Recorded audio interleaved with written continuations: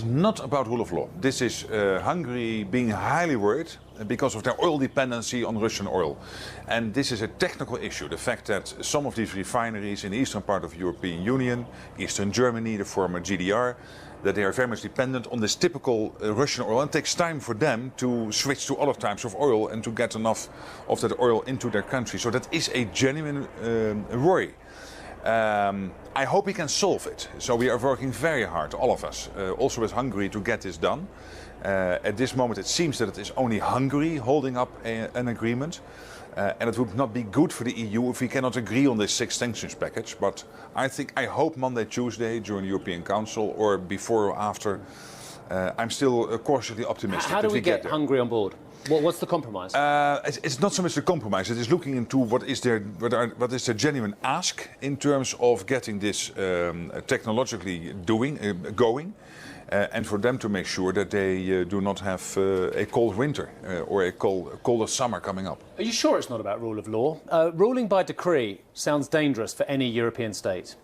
Rule of law is a big issue in Hungary, and that's one of the reasons why we agreed in 2020 on this vast sum of money, which is handed out to European countries in these resilient packages. And so far the Commission has not agreed on the plan for Hungary because of the rule of law issues. And we completely support the European Commission on this. But this is separate. This is not the resilience package. This is about how can we come to an agreement. We have to do this by unanimity. I hate that. I think we should do it by quality majority voting. But the rules now are you have to do it through unanimity on sanctions. And that can take time. The first 5 packages we did incredibly fast. But this one is taking somewhat more time. Somebody who knows more about realpolitik and 20th century diplomacy than any of us will ever know possibly is Henry Kissinger as well. I hope to see him next week in Bilderberg. And yet I hope that you have some interesting conversations with him, because a lot of people, including a lot of people who are fighting the war in Ukraine, disagree intently with his statement as of the last few days that actually Ukraine has to give up territory to Russia in order to find a diplomatic solution. Mr. Goncharenko, who I talked to earlier, he has stunningly strong reactions to that, as you would expect as well. Yeah. What is your reaction to the idea that Ukraine has to give sovereign territory to Russia to end this war? It's almost impossible to say that you disagree with Henry Kissinger. But I'm afraid that on television now I have to officially declare that I disagree with Henry Kissinger, if that is the statement he made. For us, the territorial integrity, the sovereignty of Ukraine stands above else.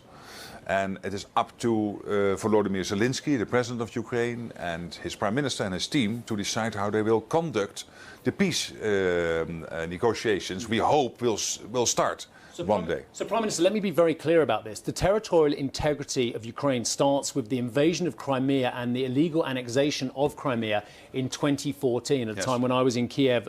So until Crimea is back in Ukrainian sovereignty, relations with Russia cannot be as they were. And that's up to Zelensky and his team to decide.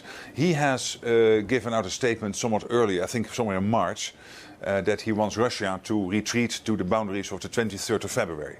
And I'm not going to second guess Zelensky. I mean, these guys are under a huge attack from Russia. We try to help them, but we cannot, because we do not want a NATO-Russia confrontation. We cannot help them with military personnel on the ground. We can help them with military gear.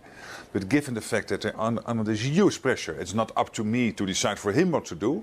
My understanding from that statement from Zelensky was that he wants Russia to move back to the 23rd of February boundaries. That would then mean that Crimea would not go back into Ukrainian hands. But again, that's really up to Ukraine to decide. You mentioned about the investigations into war crimes as well, and of course it will be in The Hague if ever there are trials on this. Yeah, the ICC, the International Criminal Court, is based in The Hague. Can you ever deal with Vladimir Putin again, knowing what we know, suspecting what we suspect about what has happened in Ukraine and has been directed from the Kremlin?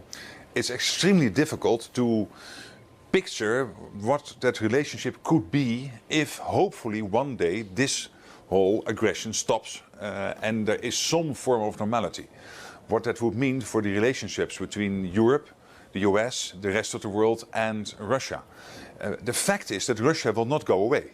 it's there. It is the biggest country in the world, 10 time zones. The economy is not that big. It is the added sum of the Netherlands and Belgium. But in size, in military power, it is of course a world player. So it is very difficult to foresee that. And that will also depend, of course, on what a peace agreement would look like if it ever comes to that, including how we deal with the war crimes. But fact is also that Russia is not going away. It's there. Yeah.